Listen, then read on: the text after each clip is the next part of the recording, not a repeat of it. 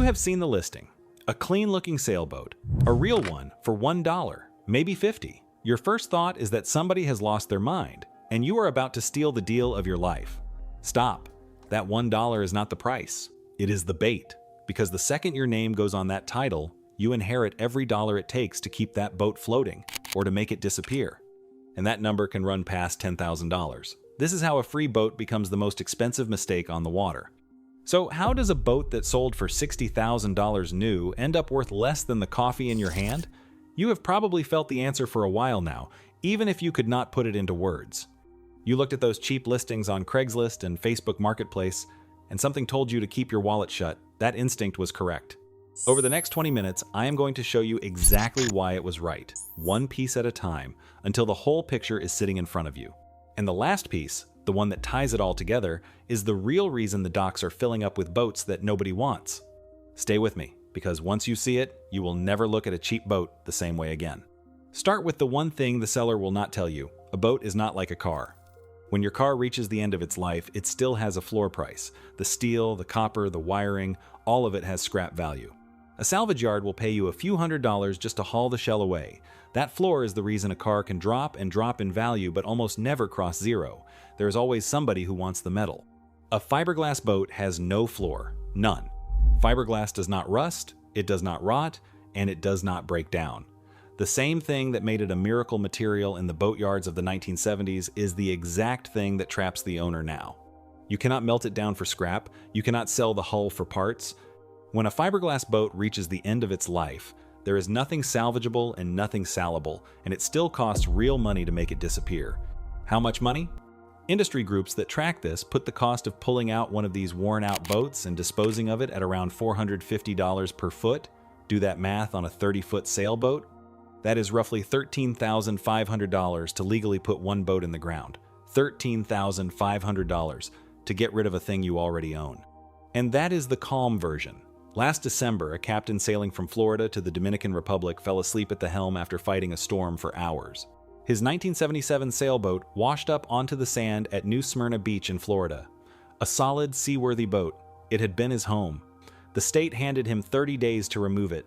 The quoted cost to drag it off that beach ran between $20,000 and $25,000. So he listed a working sailboat on Craigslist for $1 and started praying somebody would take it off his hands. That is the number that makes accountants cry. Not the sale price, the removal price. And when an owner cannot pay that price, you can guess what happens next. The boat does not vanish. It gets left behind. Marinas and boatyards end up stuck with worn-out hulls they cannot even legally scrap because they never held the title.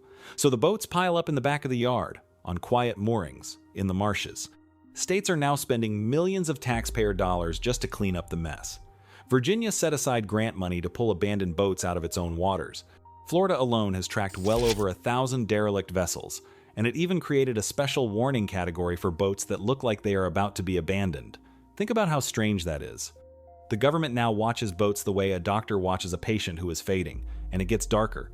Ask people in the business what the cheapest way to make one of these boats disappear really is, and the quiet answer is always the same. You abandon it.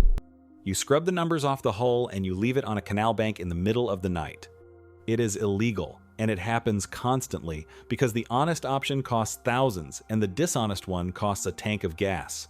Across the ocean in Europe, more than 100,000 fiberglass boats reach the end of their lives every single year, and only about 2,000 of them ever get properly recycled. The rest have to go somewhere. Nobody built a plan for the back end of the boom. They only built the boom, and the cost of doing it the right way is only climbing. In parts of Europe, fiberglass has been banned from landfills altogether, which pushes the disposal bill even higher. Several countries now charge an eco-tax when you register a boat, money set aside to pay for tearing that boat down someday. That is the direction the whole industry is drifting. The bill for the boom is finally being written, and somebody has to sign it. The owner who hands you his boat for $1 is just making sure that somebody is you and not him. Now hold on to that, because you might be thinking this is one unlucky guy on one beach. It is not. Pay attention to this next part, because it explains everything. That one stranded boat is a single drop in a flood that has been building for 50 years. And this is the piece that turns a sad story into a market. This is the one you felt coming. The fiberglass boat did not just change how boats were built, it changed who could own one. Back in the 1960s and 1970s, fiberglass made boats cheap enough that a regular middle-class family could suddenly afford a 30-foot sailboat, so the factories ran hot. For 2 solid decades, builders poured out hundreds of thousands of these hulls. It was the golden age of the American boatyard. There was a problem nobody wanted to say out loud. Those boats never went away. A well-built fiberglass hull can last 50 years or more, so every boat built in that boom is still here, still floating, or still sitting in a yard, or still tied to a mooring somebody stopped paying for. There are more than 12 million recreational boats registered in the United States right now, and a huge share of them were born in that boom and are now hitting the end of the line all at the same time. One industry estimate counted roughly 1.5 million boats retired in a single decade, and the pace has only climbed since. Millions of hulls aging out together in the same few years. That alone would flood the market. But something worse is happening on top of it, and this is the detail everyone misses. The people who bought those boats are aging out too. Look at who really owns boats today. As of the end of 2024, the middle age of a boat owner in America crossed 60 years old. Read that again. There are now more boat owners in their 70s than in their 40s. The generation that filled the marinas is getting older, and the younger buyers are simply not showing up to replace them at the same rate. A young family today is not dreaming about a slip fee. They are trying to make rent. So picture what that means at the dock. An older owner in his 70s finally decides he is done. His knees hurt, the insurance went up, his wife wants him off the water. He goes to sell the boat he loved for 30 years, the boat he always assumed was worth something. And he finds out there is no buyer at any price he would accept because 10,000 other men his age are trying to sell the same boat at the same moment. Supply is drowning demand. That is not bad luck. That is arithmetic. And every month that boat sits unsold, it keeps eating money. The slip fee still comes due. The bottom paint still peels. The value only ever moves one direction, which is down, so waiting does not help him. It just deepens the hole he is standing in. And it is not only age that empties a marina. Boats rarely survive a divorce, and they rarely survive when an owner passes on. When the owner passes, the boat lands on children who live 3 states away and have no idea what to do with a 30-foot problem tied to a dock, bleeding money every month. So they give it away, fast, to the first person who answers the ad. Multiply that by a whole generation reaching that stage of life at once, and you get what is happening right now. If you have ever suspected that the used boat market was quietly rotting under all the glossy brochures, this is your proof. You were not being cynical, you were being early. There are now entire online groups built around this exact thing, groups with names like Free Sailboats, sailing schools posting ads that beg people to please donate a boat. Listings where the seller is not asking for $1, he is offering to come to your house and haul your unwanted boat away for nothing, just to spare you the disposal bill. When people are paying to give a thing away, that thing does not have a low value. It has a negative one. And you felt that in your gut long before anyone said it out loud. And this is not a handful of oddball listings. Whole marinas now keep a row of boats whose owners simply stopped paying and walked away. Yard managers will tell you the back of the lot has quietly become a parking place for other people's regret. Each of those hulls is a boat that once cost real money, sitting there earning nothing, waiting for someone to either rescue it or pay to end it. When you spot one cheap listing, you are only seeing the tip of it. Behind that single ad is a whole dock full of the same story. Now, I want to be fair here because this next point matters, and it is the honest part of the story. This is not some hidden scheme by the marinas or the dealers. Nobody is plotting in a back room. It is just math that finally caught up. The boats outlived the people who wanted them, and the bill for that came due all at once. A conspiracy needs a villain. This one only needed a calendar. If you are getting value out of this breakdown, do me one favor and subscribe. I dig into the real numbers behind the boat market every week, the stuff the dealers will never put on a banner. That is it. Now, let me show you the part that actually reaches into your wallet. Because there is a third current pressing down on all of this, and it is the one happening right now this year. The new boat market is cold. Sales of new boats fell about 9% last year, landing at a little over 215,000 units, down from more than 236,000 the year before. And it was not spread evenly. Some of the fun categories, the pontoons and the jet boats, got hit far harder, dropping by double digits as buyers ran for cover. Interest rates stayed high. The average 30-year mortgage sat near 6.7%, and consumer confidence stayed stuck below the line that usually signals people feel safe spending. When money is that expensive and nerves are that raw, a $60,000 toy is the very first thing a family crosses off the list. This is why that matters to the old boat sitting at the dock. When new boats stop selling, dealers get desperate. They start slashing prices on this year's models just to move them off the lot, because every unsold boat is costing them interest every day. That is called floor plan financing, the loans a dealer takes to stock his showroom, where he pays interest on every boat that does not sell. When a brand new boat with a warranty gets marked down hard, what do you think happens to the value of a 40-year-old boat with a tired engine and no warranty at all? It falls straight through the floor that was never there to begin with. And it gets worse for that old boat because the buyers who are left have more choice than ever. Why would anyone take on a 40-year-old project when a lightly used boat, 10 or 15 years old, is sitting right next to it at a price that keeps dropping? The old hull is not competing with new boats. It is competing with every other desperate old hull on the same dock and with newer boats whose owners are just as eager to climb out. The bottom does not simply fall, it disappears. So now you have all three currents pulling at once. A tidal wave of aging hulls, a whole generation of owners heading for the exit, and a frozen market with no new buyers walking in the door. Each one alone would hurt. Together, they drag the value of an old sailboat down past zero and hold it under. And that is the word that matters. Not cheap, not worthless, negative value. A cheap boat costs you a little, a worthless boat costs you nothing. But a negative value boat costs you every month you own it, whether you ever sail it or not. Which brings us back to the trap I promised you at the very start, and the reason that $1 listing is the most expensive dollar you could ever spend.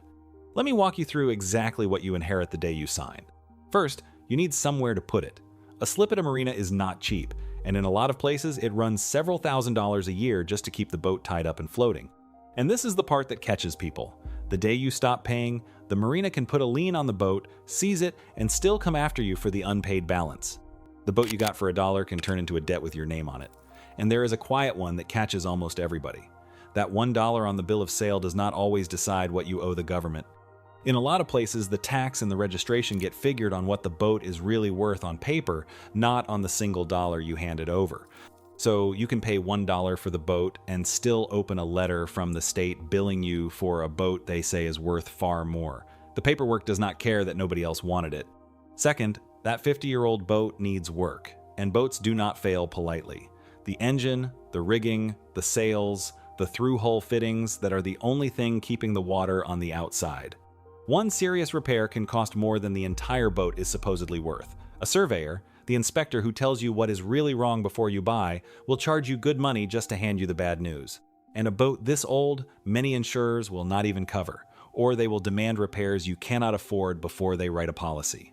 Third, and this is the anchor that drags everyone under, the day comes when you want out, and now you are the old man on the beach.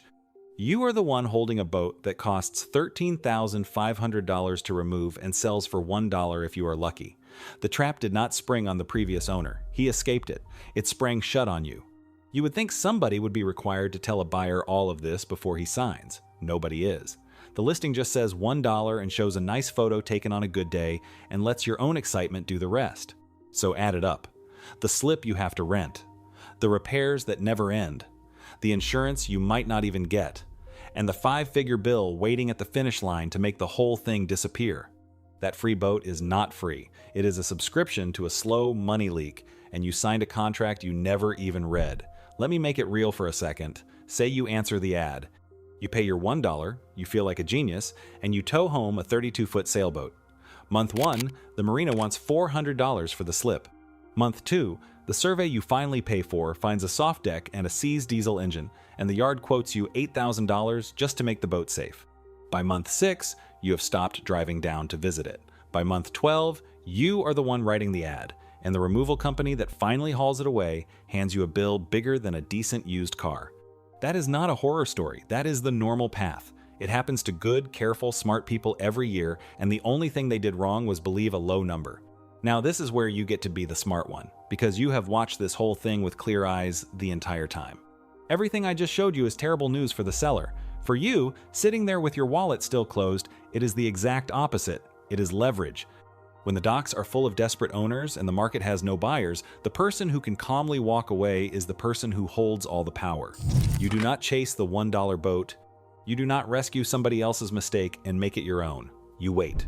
You wait for a real boat, from a real owner, with clean paperwork and a survey you paid for yourself. You let the panic in the market work for you instead of against you. The same tide that is pulling those old hulls under is the tide that will hand you a genuine boat at a fair price from a seller who has finally faced the math.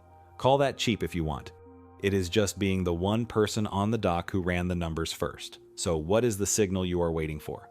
It is simple. You want a seller who names a real price, not a dollar. You want paperwork that is clean and a hull number that is still readable. You want a survey in your own hand before a single cent leaves your account. When those three things line up, the market has stopped panicking and started telling the truth again.